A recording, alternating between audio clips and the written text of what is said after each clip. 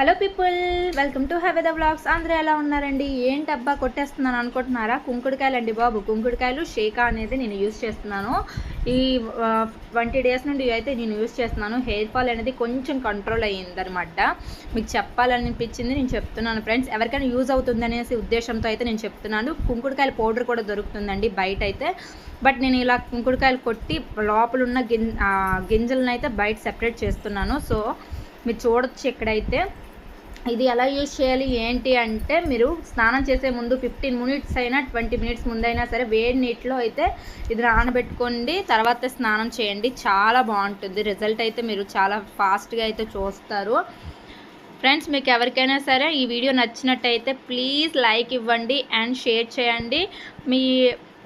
మీరు ఎవరికైనా సరే ఫ్యామిలీ మెంబర్స్కి కానీ మీ ఫ్రెండ్స్కి కానీ షేర్